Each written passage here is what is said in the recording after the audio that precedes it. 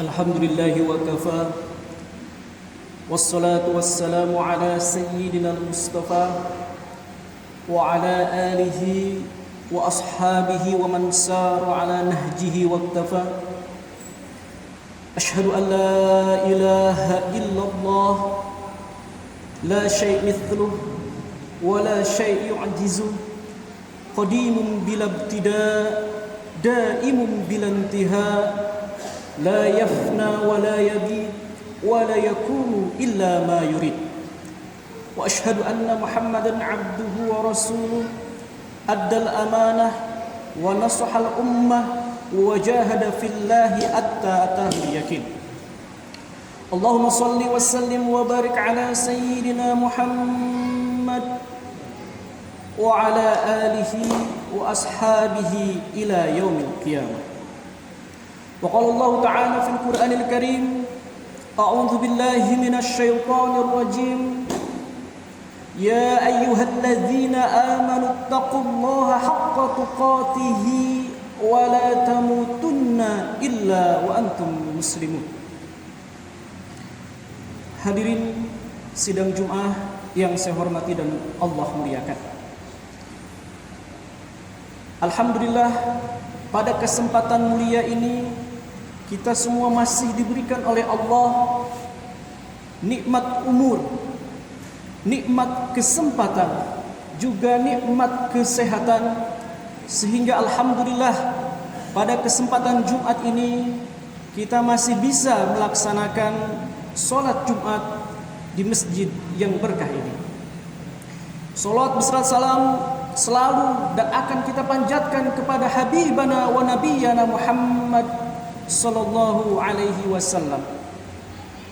Beliau bukan hanya pemimpin yang sukses untuk umat kita, umat Islam, tetapi beliau juga adalah seorang pemimpin yang sukses untuk keluarga, masyarakat dan kerabat dekatnya. Bahkan kesuksesan beliau bukan hanya di zaman beliau, tapi juga di zaman-zaman berikutnya. Khairul qurun, kata Rasulullah, qarni thumma alladhina yalunahum thumma alladhina yalunahum. Kata Rasulullah sallallahu alaihi wasallam dalam sebuah hadis sahih diriwayatkan Muslim, bahwasannya sebaik-baik zaman adalah zamanku, yaitu di zaman para sahabat, kemudian tabi'in, kemudian tabi'in. Insyaallah pada kesempatan Jumat ini saya sebagai khatib mengajak kepada jamaah, mudah-mudahan ke depan generasi kita umat Islam ini menjadi generasi yang emas, generasi yang bisa memajukan agama ini dan juga bangsa kita Indonesia insyaallah. Oleh karena itu khatib dalam khutbah kali ini akan membawakan tema yang berjudul Al-Quran dan generasi emas masa depan. Ma'asyiral muslimin rahimakumullah. Al-Quran adalah kitabullah, kitab Allah yang diturunkan kepada habibana wa nabiyana Muhammad sallallahu alaihi wasallam. Al-Quran merupakan mukjizat, penutup dari segala mukjizat yang ada. Bahkan dikatakan di dalam Al-Quran, Al-yawma akmaltu lakum dinakum wa atmamtu alaikum ni'mati wa raditu lakumul Islam dinan. Al-Quran dijadikan oleh kita semua sampai detik hari ini sebagai rujukan pertama dan utama dalam menyelesaikan segala permasalahan yang ada. Al-Quran adalah solusi bagi setiap permasalahan, apapun itu. Bahkan Imam Malik radhiyallahu anhu mengatakan dalam kitab Asy-Syifa yang diriwayatkan oleh Imam Qadhi Iyad, beliau berkata, innahu la yasluh akhir hadhihi al-ummah kama sawha bihil awwalin.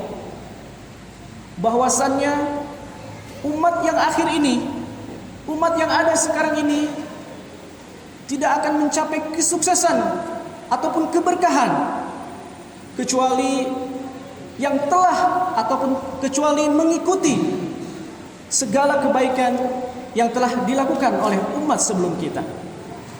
Dengan apa caranya? Yaitu bitamassuk, dengan berpegang teguh terhadap apa? Al-Quran dan juga As-Sunnah. Oleh karenanya, kalau kita lihat dari generasi ke generasi sampai detik hari ini, umat yang terus berpegang teguh terhadap isi dan ajaran agama Islam, wabil khusus terhadap Al-Quran dan As-Sunnah, akan selalu memperoleh kemajuannya.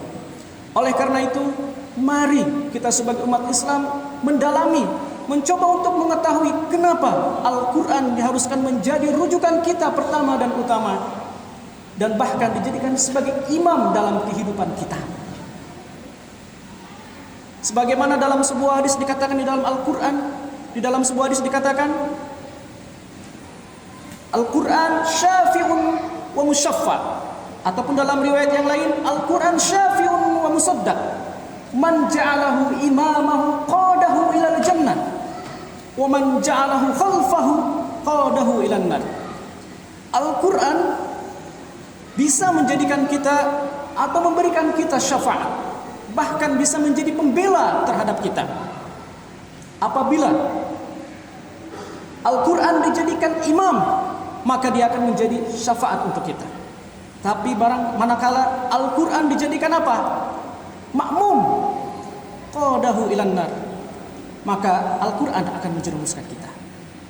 Oleh karena itu, setidaknya kita harus mengetahui kenapa Al-Quran ini dijadikan sebagai imam untuk kita, rujukan dan utama untuk kita. Pertama, sebagaimana dikatakan oleh Profesor Dr. Wahbah Zuhaili dalam kitabnya Usul Fiqh Al-Islami, beliau mengatakan ada 3 hal atau 3 karakteristik yang menjadikan Al-Quran sebagai rujukan dan juga sumber kemasan untuk kita. Yang pertama, bahwasannya Al-Quran itu baik secara lafaz maupun makna ataupun perbatin, semuanya dari Allah Subhanahu wa taala.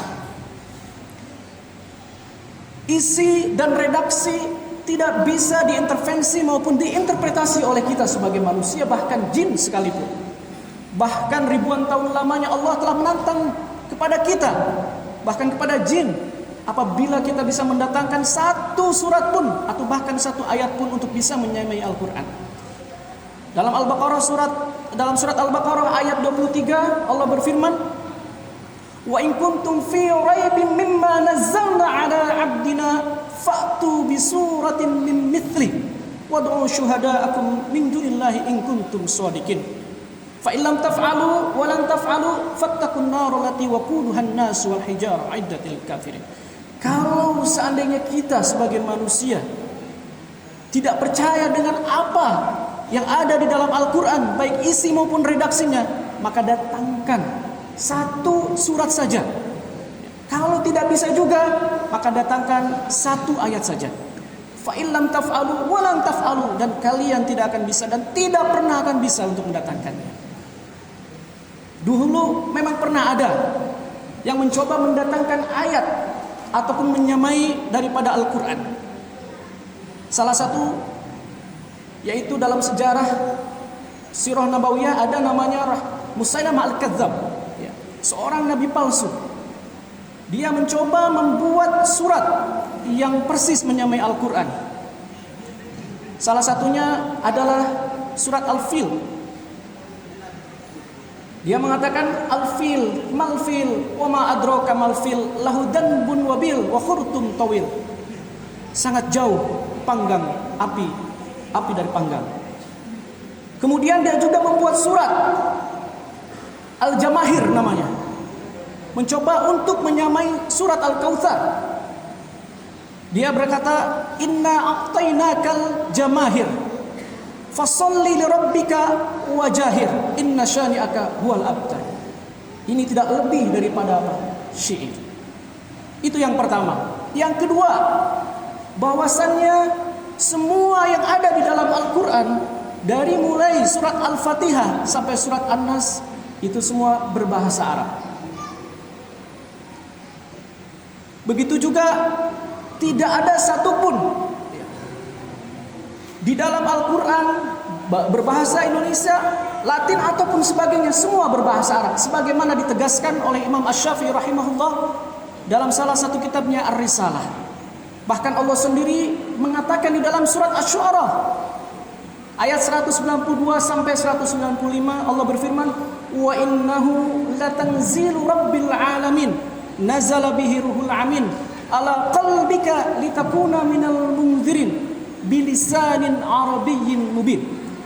Ketika Allah menurunkan Al-Quran kepada kita lewat malaikat Jibril,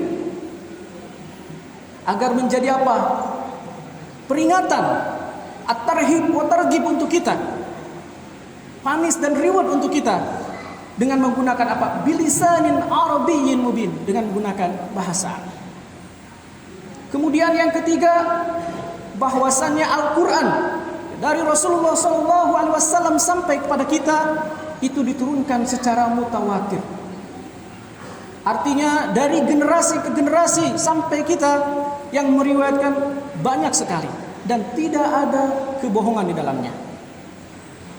Sanadnya tidak terputus. Dan ini sesuai dengan firman Allah Subhanahu wa taala dalam surat Al-Hijr ayat 9, "Inna nahnu nazzalna dzikra wa inna lahu lahafizun." Sesungguhnya Allah lah yang menurunkan Al-Quran untuk kita, dan Allah sendiri yang menjaganya untuk kita.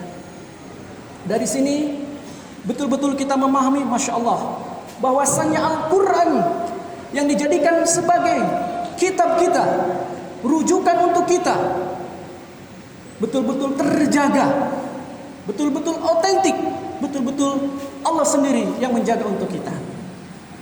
Dan kalau kita lihat lebih dalam lagi, dan kalau kita juga tadabburi lebih dalam lagi, ternyata di dalam Al-Quran begitu banyak dan begitu luas pandangan dari segi ilmu apapun. Dan kalau kita lihat, salah satu yang terpenting di dalam Al-Quran bahwasannya Al-Quran baik ajarannya, baik tuntunannya, itu tidak bertentangan salah satunya dengan fitrah kita sebagai manusia. Allah berfirman misalnya di dalam surat An-Nisa ayat 3, "Fankihu ma taba lakum minan nisa'i mathna wa thulatha wa ruba." Apabila ada suatu ajaran tidak memperbolehkan menikah ataupun menyukai lawan jenis, maka ajaran Al-Quran sesuai dengan fitrah kita. Laki-laki menyukai perempuan, begitu juga perempuan menyukai laki-laki. Maka Allah memberikan jalan atau solusinya lewat Al-Quran, yaitu apa? Menikah. Begitu juga di dalam Al-Quran dikatakan untuk kita apabila kita berpuasa, maka dianjurkan untuk kita apa? Untuk berbuka. Adapun mungkin di ajaran lain, berbuka puasa itu sampai sehari penuh, bahkan tidak berbuka puasa, atau dikatakan sebagai puasa wisau. Dan ini tidak dianjurkan di dalam Al-Quran ataupun di dalam agama kita, agama Islam. Al-Quran isi dan ajarannya sesuai dengan fitrah kita sebagai manusia. Kemudian juga di dalam Al-Quran, kalau kita lihat dan kita tadabburi lebih dalam lagi, bahwasannya ajarannya tidak kontradiktif ataupun tidak bertentangan antara satu dengan yang lainnya. Misalnya di dalam surat An-Nisa Allah berfirman, "Wa ilahukum ilahu wahid subhanahu ayyakuna lahu walad lahu ma fis samawati wa ma fil ard." Allah itu satu. Allah tidak diperanakan, tidak beranak dan juga tidak diperanakan. Apa yang ada di langit dan di bumi semuanya adalah milik Allah Subhanahu wa taala. Dan itu dikuatkan ataupun sesuai dengan ayat yang lainnya dalam surat apa? Al-Ikhlas. Qul huwallahu ahad, Allahus samad, lam yalid wa lam yulad wa lam yakul lahu kufuwan ahad. Hadirin sidang Jumat yang saya hormati dan Allah muliakan. Dari sini betul-betul kita memahami betapa Al-Quran adalah kitab suci yang diturunkan untuk umat terbaik seperti kita insya Allah. Sebagaimana Allah berfirman, "Kuntum khairu ummah ukhrijat linnas ta'muruna bil ma'ruf wa tanhauna 'anil munkar. Lantas kita sebagai umat Nabi Muhammad yang dikaruniai mukjizat yaitu berupa Al-Qur'an untuk kita, maka bagaimana kita agar bisa menjadi generasi kita generasi emas dengan Al-Qur'an ini? Maka yang harus kita lakukan yang pertama terhadap Al-Qur'an itu adalah at-tilawah. Sering-seringlah kita membaca Al-Qur'an. Sering-seringlah kita untuk membaca Al-Qur'an. Di mana saja, di rumah, di kantor, di mobil, atau dimanapun. Rasulullah SAW bersabda, afdalul ibadah tilawatil Qur'an. Sebaik-baik ibadah adalah membaca Al-Qur'an. Membaca Al-Qur'an dalam keadaan sholat lebih baik daripada di luar sholat. Membaca Al-Quran dengan wudu lebih baik daripada di luar wudu. Nawwiru buyutakum bitilawatil Quran. Terangi rumah-rumah kita dengan membaca Al-Quran. Mungkin listrik ataupun lampu mampu menerangi sesuatu yang gelap. Tetapi dengan Al-Quran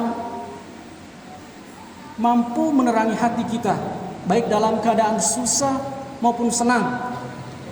Baik dalam keadaan kita sedang, mohon maaf, miskin ataupun kaya. In all season, dalam keadaan apapun, Al-Quran jadikan sebagai pelita dalam kehidupan kita.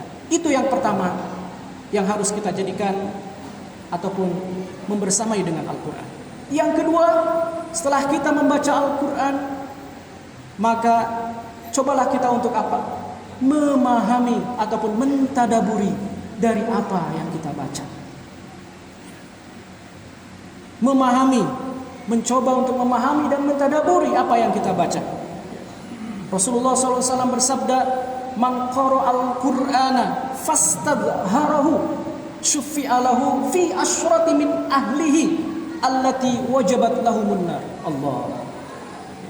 Diriwayatkan dari Musnad Ahmad, hadis diterima dari Ali bin Abi Thalib bahwasannya kalau kita terbiasa membaca Al-Quran, kemudian kita mencoba untuk mentadaburi, mencoba untuk memahami apa yang kita baca dari Al-Quran, insya Allah Allah akan memberikan syafaat untuk kita. Bahkan bukan hanya untuk kita, tapi untuk keluarga kita, yang mana keluarga kita sudah wajib untuk masuk neraka. Dengan mentadaburi Al-Quran. Dengan mentadaburi kita bisa mengetahui apa yang kita baca. Tapi kalau memang kita tidak mampu, maka tanyakan kepada ahlinya. Terkadang, mohon maaf, otak kita tidak sampai dengan apa yang kita baca dari Al-Quran. Makanya jangan sampai Quran mengikuti otak, tetapi otak yang mengikuti Al-Quran, sebagaimana kayu mengikuti meteran, bukan meteran mengikuti kayu. Yang ketiga, ini yang paling penting dari setelah kita membaca, kemudian menelaah, mentadaburi, memahami Al-Quran, adalah kita mengamalkan apa yang ada di dalam Al-Quran. Mengamalkan apa yang kita baca, apa yang kita pahami dari Al-Quran. Hidup kita akan berkah, hidup kita akan penuh dengan solusi, hidup kita insya Allah akan dimudahkan dalam segala halnya bila kita mencoba untuk mengamalkan apa yang ada di dalam Al-Quran. Sebagaimana Allah mengatakan dalam surat Fatir, "Tsumma awrathnal kitaba alladzina istafaina min ibadina faminhum dzalimun li nafsihi wa minhum muqtasid wa minhum sabiqun bil khairat." Umat Islam adalah sebaik-baik umat. Diberikan Nabi Muhammad sallallahu alaihi wasallam. Kemudian Al-Qur'an juga as-sunnah sebagai pedoman kita. Hanya saja dalam pengamalannya pun terbagi ke dalam 3 golongan. Yang pertama adalah zalimun li nafsi. Zalimun li nafsi. Dia tahu apa yang dia baca. Dia tahu apa yang dia tadaburi. Tapi mohon maaf, belum bisa dengan sepenuh hati untuk bisa mengamalkan Al-Quran. Bahkan bisa jadi Al-Quran dijadikan sebagai paradoks dalam kehidupannya. Apa yang sesuai dengan hawa nafsunya, dia baca keras-keras. Tetapi yang sesuai dengan hawa nafsunya, dia baca sangat keras. Tetapi tidak sesuai dengan hawa nafsunya, maka dia baca pelan-pelan. Na'udzubillah, tsumma na'udzubillah. Kita berlindung dari yang zalimun li nafsi. Yang kedua, wa minhum muqtasid. Dalam pengamalan pun masih ada yang muktasib. Mungkin bisa jadi saya sendiri. Sholat berjamaah jalan, zakat dijalankan, puasa jalan, sedekah jalan semua. Tapi di lain waktu, mohon maaf, maksiat masih kita lakukan. Maksiat masih kita lakukan. Korupsinya masih tetap jalan, zinanya masih tetap, judi dan sebagainya masih dilakukan. Mudah-mudahan kita dilindungi dari golongan yang muktasib. Dan yang ketiga, mudah-mudahan kita dimasukkan golongan yang apa? Sabiqum bil khairati biiznillah. Yang diberikan oleh Allah hidayah serta taufik agar kita betul-betul mengamalkan apa yang ada di dalam Al-Quran. Karena perintah untuk membaca tersirat perintah untuk memahami. Dan perintah untuk memahami tersirat juga perintah untuk mengamalkan isi Al-Quran. Bagaimana kita mau mengamalkan isi Al-Quran? Mentadaburinya saja tidak pernah. Dan bagaimana kita mau mentadaburi dan memahami isi Al-Quran? Membaca saja belum pernah. Hadirin sidang Jumat yang saya hormati dan Allah muliakan, mudah-mudahan kita semua sebagai umat Islam menjadikan Al-Quran sebagai solusi dalam kehidupan kita, menjadikan Al-Quran sebagai penerang, pelita bagi kehidupan kita, keluarga kita, dan juga masyarakat kita umat Islam. Amin ya rabbal alamin. Barakallahu li wa lakum wa nafa'ni minal ayati wa dzikril hakim.